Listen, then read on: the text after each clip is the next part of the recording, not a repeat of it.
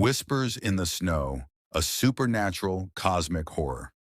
Novella The Road to Black Hollow, Daniel Monroe tightened his grip on the steering wheel, his knuckles white from the tension.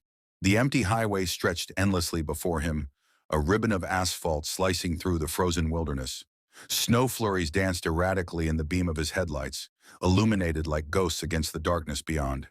He hadn't seen another car in miles. The wind howled, a shrill, unnatural sound that didn't quite resemble the usual whistling of air through trees. It was deeper, resonant, almost like a voice murmuring just beyond his range of understanding. His breath came in visible puffs as he checked the dashboard. His gas gauge was perilously close to empty. He hadn't planned for this detour, but a missed turn hours ago had left him navigating unfamiliar roads. His phone had lost service nearly an hour ago, leaving him with only a crumpled road map and fading hope. Then he saw it, a wooden road sign, barely visible through the thickening snowstorm. Black Hollow, 2 miles. The name stirred something in him, a faint itch at the back of his mind. He couldn't remember ever hearing of the town, yet it felt oddly familiar. With no other options, he pressed forward, his car struggling against the accumulating snow. Then as suddenly as the storm had come, it intensified. The wind roared like a living thing, rattling his car violently. The headlights flickered. The world outside blurred into a white void. His fingers tensed on the wheel as he realized he could no longer see the road beneath him. A shadow loomed in the whiteness ahead. Daniel slammed on the brakes. The tires skidded, his car veering sideways before coming to a jarring stop. His breath hitched as he peered through the windshield. Nothing. No shadow. No movement. Just the swirling snow. His heart pounded against his ribs as he exhaled shakily. He had definitely seen something. A figure? An animal? He wasn't sure. Then faintly, just outside his driver's side window. Tap, tap, tap. His blood ran cold. Daniel turned his head slowly, the flashlight from his glove compartment clenched in his shaking hand. He flicked it on and aimed it at the window.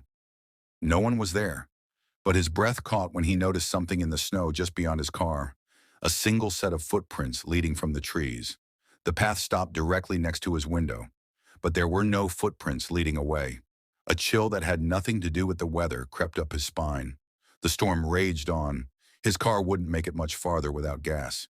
He had no choice but to follow the sign's promise of a town just 2 miles ahead. Taking a deep breath, Daniel zipped up his coat, grabbed his flashlight, and stepped out into the storm. Chapter 2.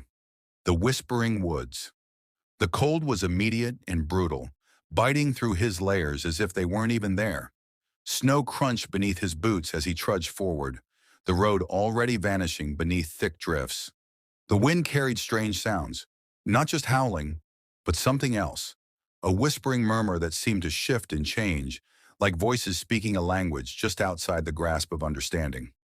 He kept moving, forcing himself to ignore the eerie sensation creeping up his spine.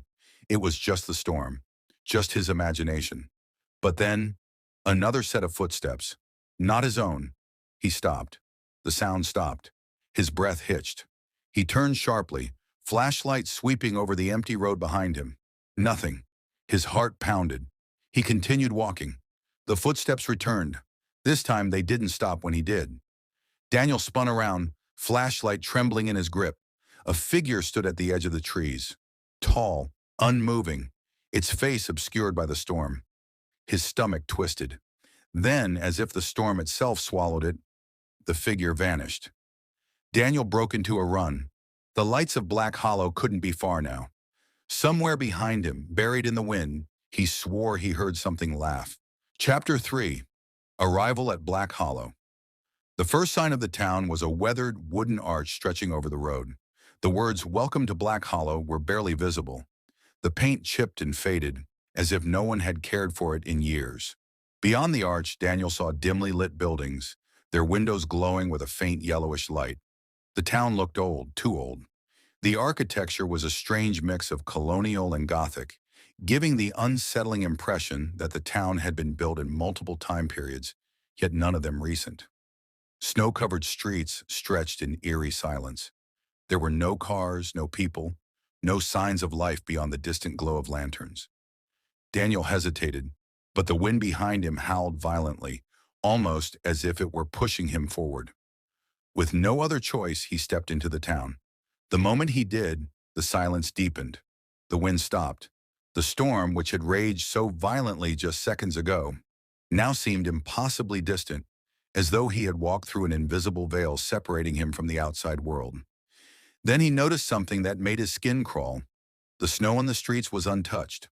No footprints, no tire tracks, not even a stray animal's paw prints.